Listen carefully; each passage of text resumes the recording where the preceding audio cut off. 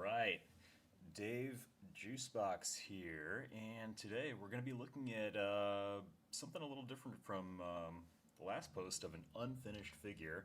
Today we are taking a look at two fully painted Morphonauts Clone Commandos. So these guys, I received them about 2 days ago. Yeah, I painted the one on the right same day just because could not wait. One on the left I just painted yesterday.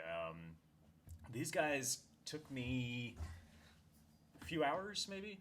A few hours to paint up, and that's, I probably could have done it quicker, but, I was doing stuff in between ADHD brain, just constant multitasking.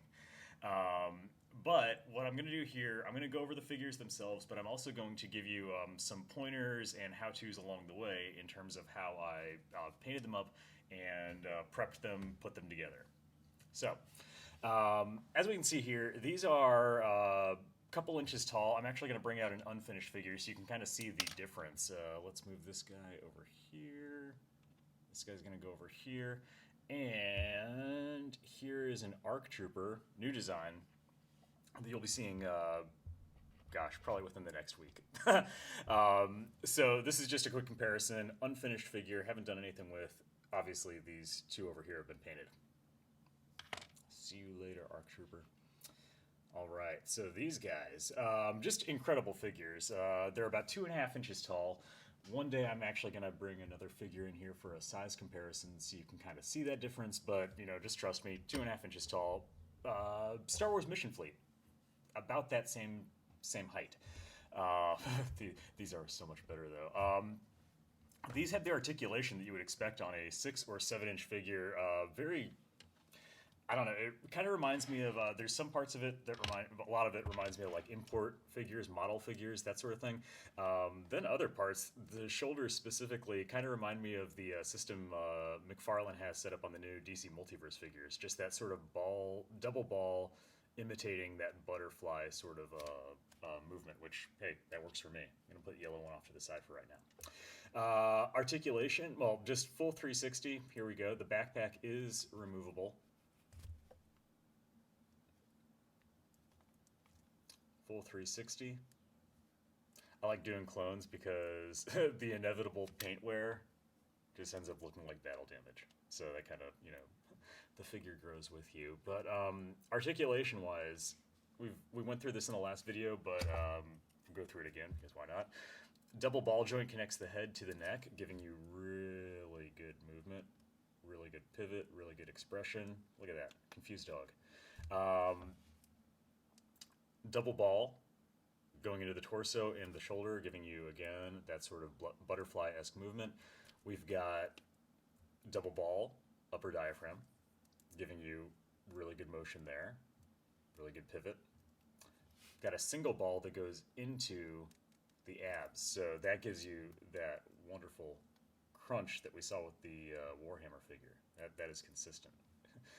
Got to have good ab crunch. Ball joints at the hips, good motion there. You've got a double swivel joint at the knee, very low profile, very good range. See how, yeah, I mean, that guy's, what more do you need? Ankle setup is a single ball joint that starts in the foot and goes into the ankle of the lower leg. Up and down, some rocker. You got to be careful here because they could pop out. If you try, going too far, the joint will pop out, but you just pop it back in. No biggie. So, posability, absolutely fantastic. Very easy to get into dynamic poses. With the rocker ankles, easy to balance. That is really, really integral for figures of this scale. You want to have good balance. You want to be able to easily put them up and expect them to stand and stay that way. Get a second clone in there. This yellow dude. Oh. Again, same articulation.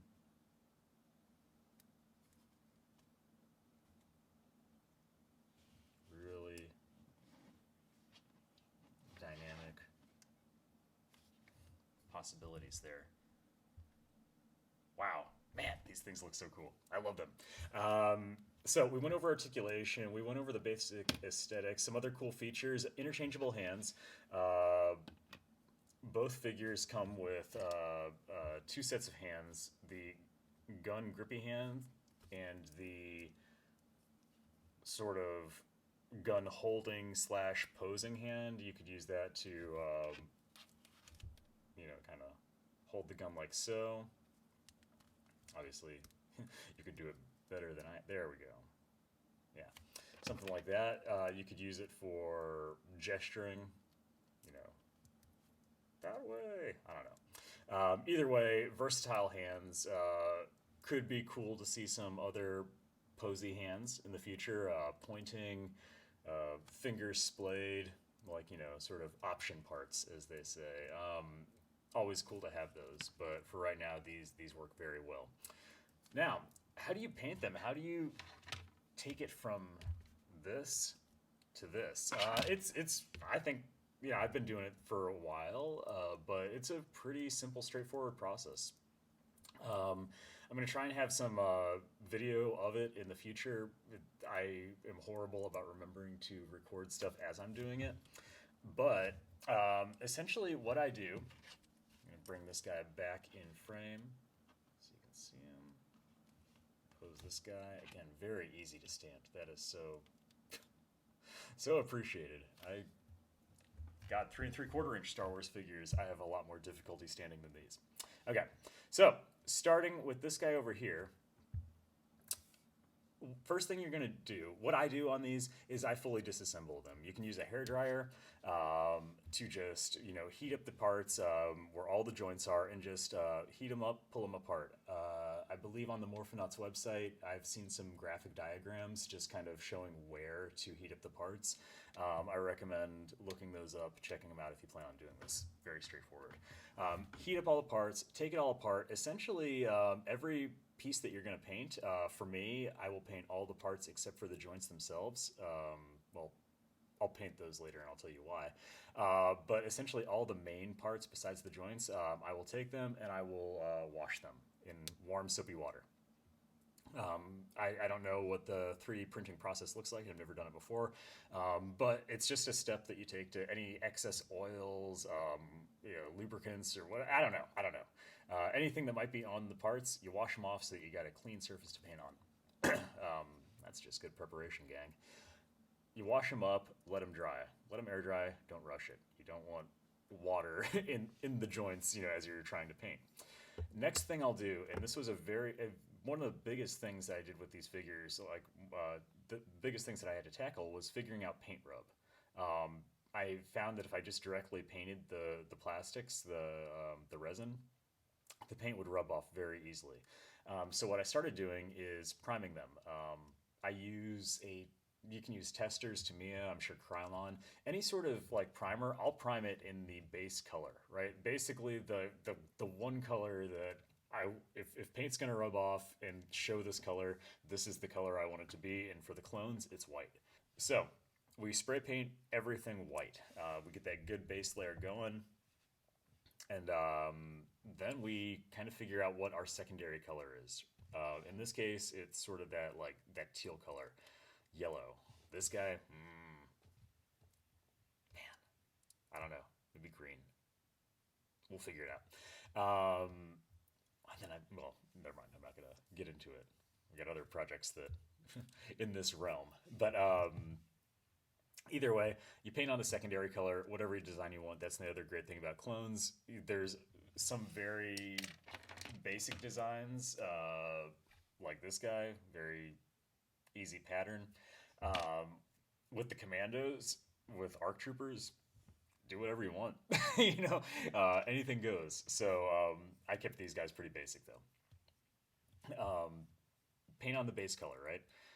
After that, that's when I'll add the wash. Now, for the wash, it helps bring out the texture. It helps bring out the depth, right? And essentially what that wash is, I'll use gray, not black, not, it's just gray. I'll mix, 3 parts white with 1 part black. Add water till it gets to be a sort of milky consistency. And then I will bring out this device right here. If you can see it, very ghetto. You see it's just a piece of cardboard with toothpicks and blue tack.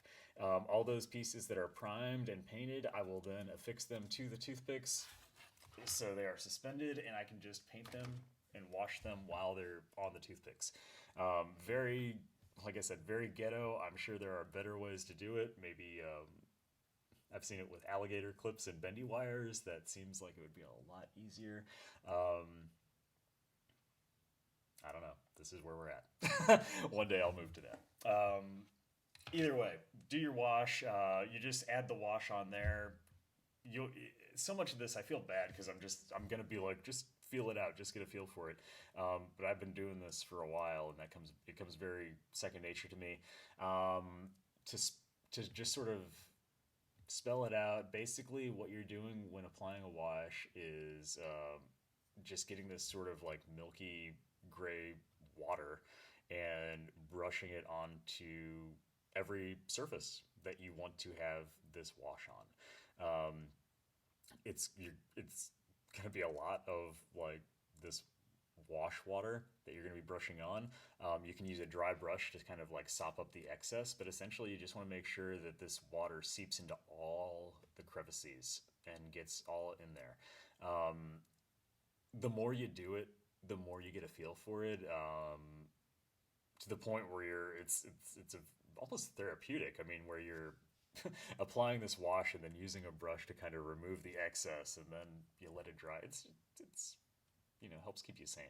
Either way, you apply the wash, let that dry. That's one. Do not rush it. Just let it dry. I think played a couple Fortnite rounds, so give it an hour. I'm also very impatient, so you might feel better about just spacing the timing out and just letting these things breathe. I like instant gratification, though, so I paint these things very quickly. After you apply the wash, that is when I'll start dry brushing. Dry brushing is where you get you're able to sort of blend the wash in with the other parts of the plastic, but also get some of this battle damage applied. See where it's starting to wear on the edges, the shoulders, the chest, etc., the knees. That stuff is, I applied it. So what you do there is you get just like some white paint. I use just matte white. Dip a dry brush into that paint, just a drop. Then you just basically wipe that on a paper towel until you wipe most of the paint off. And then you just lightly brush onto the figure, any of those areas that you want to bring out. So in this case, as I'm dry brushing that white on, it starts looking like wear. Really good stuff. After that, I mean, that's you essentially just do the details then. Like, that's when I do the blacks, because I don't want any of that dry brushing, that wash, etc., getting onto the black. So I just leave the black for last, and that's really easy. Joint-wise, I do some prep in the joints to minimize paint rub. Check it out. Let's look at this guy. So we got this yellow guy. Take out this gun. And you'll notice if you look in the joints,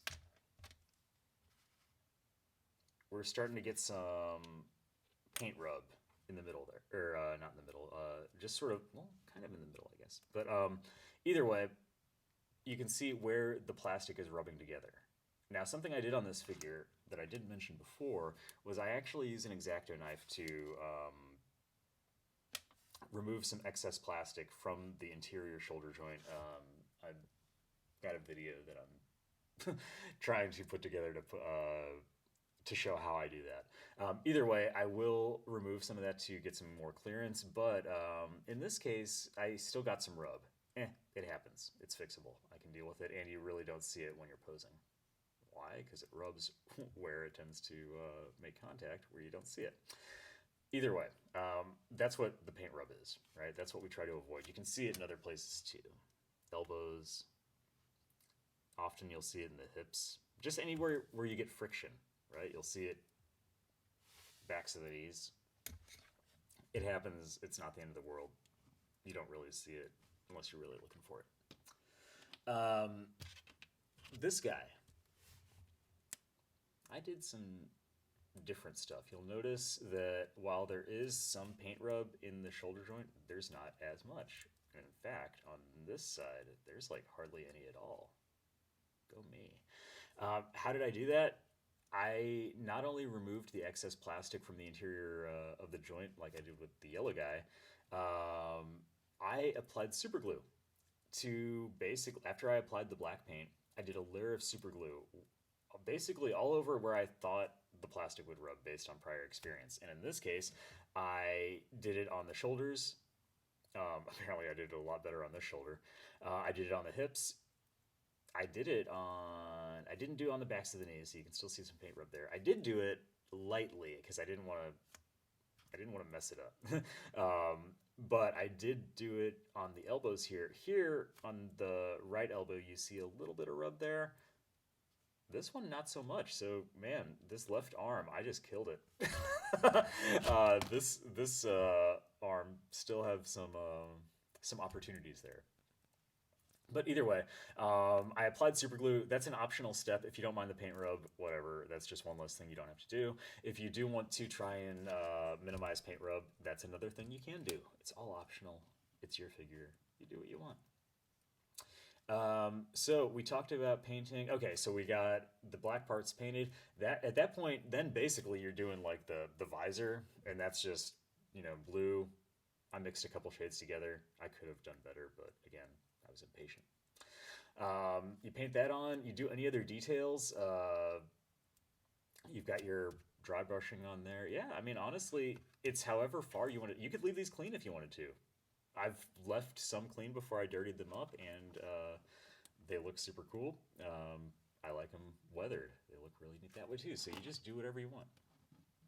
These are your figures. These are your Morphonauts. We'll bring in some other guys. Another ARC Trooper that I kind of piecemealed together using some really old Morphonauts parts. I've got another yellow lieutenant. Is that a lieutenant? I don't know. I don't know the colors in the classes. I like yellow though. And finally, we got a basic. Well, this one's stand. Oh. Panic mode.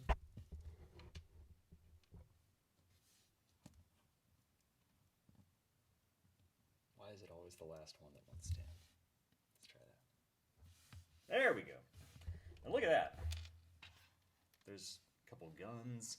I don't think I mentioned it at the beginning of this video. These guys all have removable helmets, which I think is that's like young Dave Juicebox. That was his jam, was removable helmets.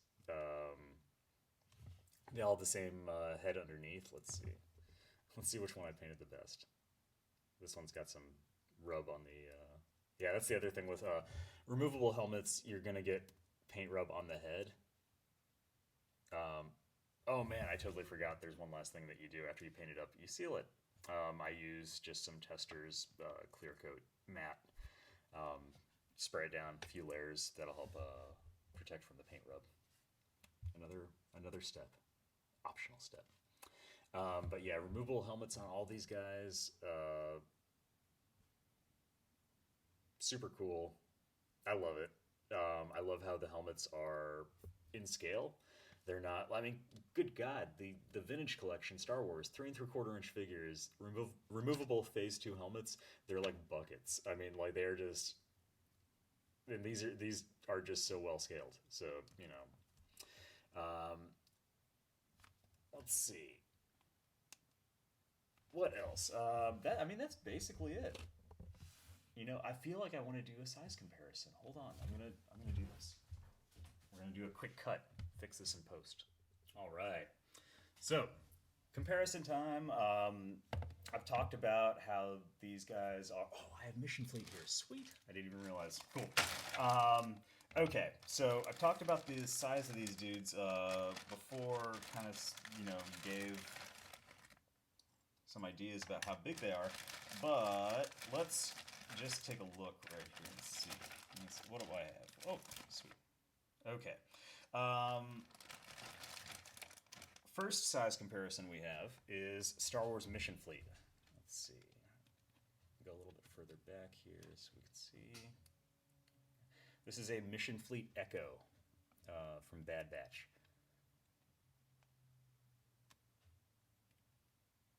So we can see here, Morphonauts, slightly bigger, slightly. The Morphonauts would scale with Mission Fleet vehicles.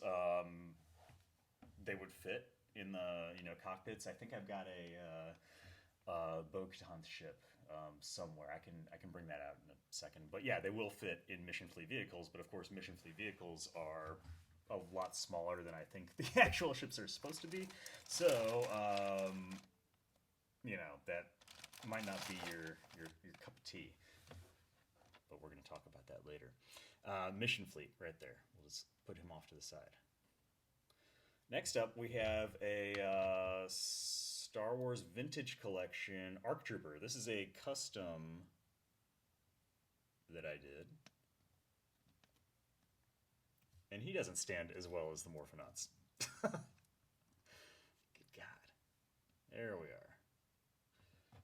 So, right there you can see, I mean, like, I don't know, like, call me biased, like, and I painted this one, but I would take this guy in an instant over this.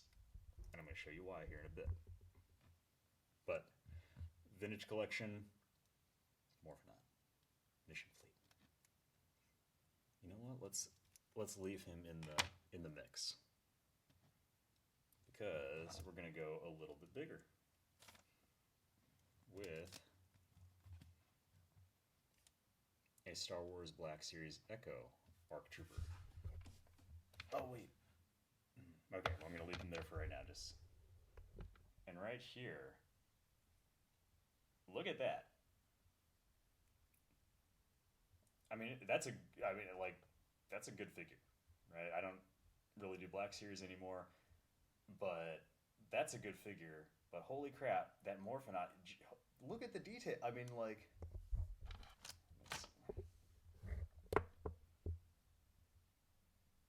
I don't know. I mean, like, just for my money, if I just was shown a picture of these four figures together and was just asked, hey, based on what you see here, what's your preference? Again, Morphonauts, man, look at that. So, bringing it back in. Just to explicate, I don't know if you've gotten this impression, but I like these figures. And I'm going to show you a couple more reasons why. First, Hasbro Clone Commando. Now, granted, this figure came out, what, 2011? So it's an older figure, but good lord. This thing is like just over half. Morphonauts is just over half the size of this thing. And the detail, the posability, everything. Everything is so much better. So, thanks, boss. There we go. So, the figures are awesome. You get that I love them, but why do I love them so much? Well, if you know me, and I'm guessing you might not. You probably don't. Something that I am a huge sucker for, always have been, is scale. I love my stuff to be perfectly scaled, which, when it comes to Star Wars, is kind of effing impossible because the ships are so darn big, right?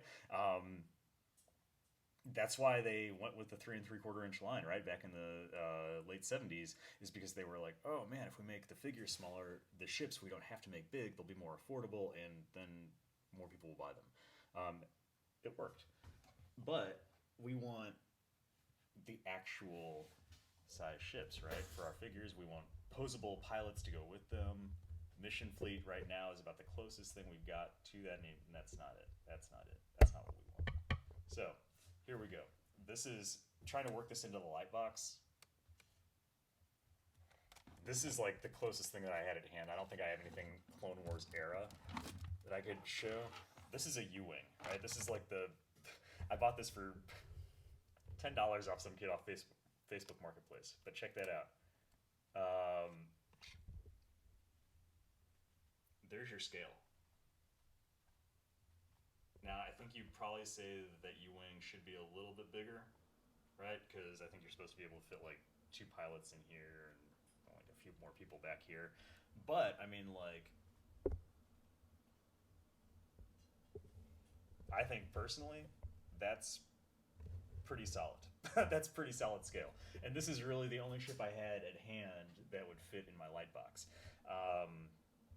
What I'm going to do right here is add a photo.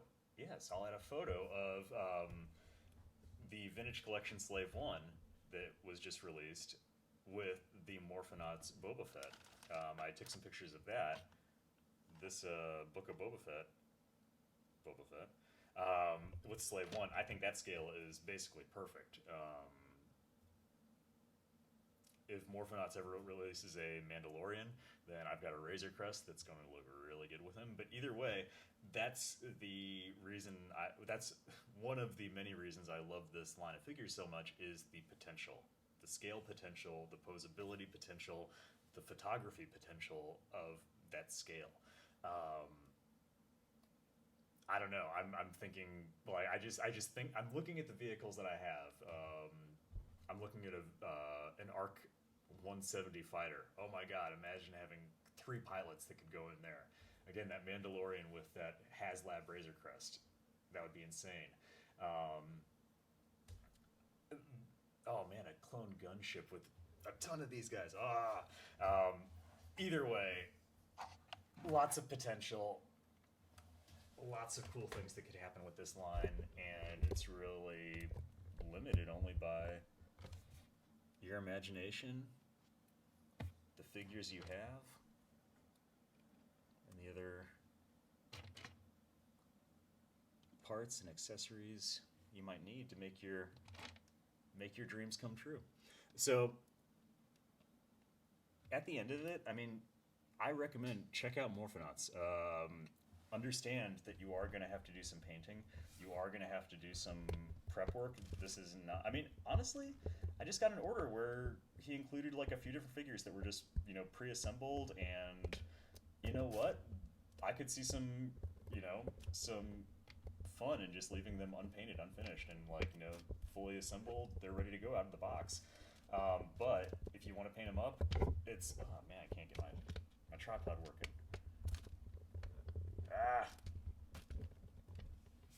Whatever. Good enough. In any case, these things are a whole lot of fun. They're very fulfilling, and in terms of the process of painting them up,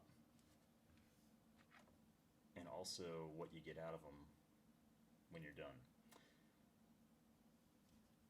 I mean, so much potential. But I hope that this was helpful. If you are, if you're interested in these and you're on the fence about it, if something's holding you back, reach out to me. Hit me up on my Instagram. Leave a comment, and let's talk. Because me personally, I want as many people to know about these as possible, because I think a lot of great things could be happening with these. But thank you so much for watching, and I'll catch you next time. See you.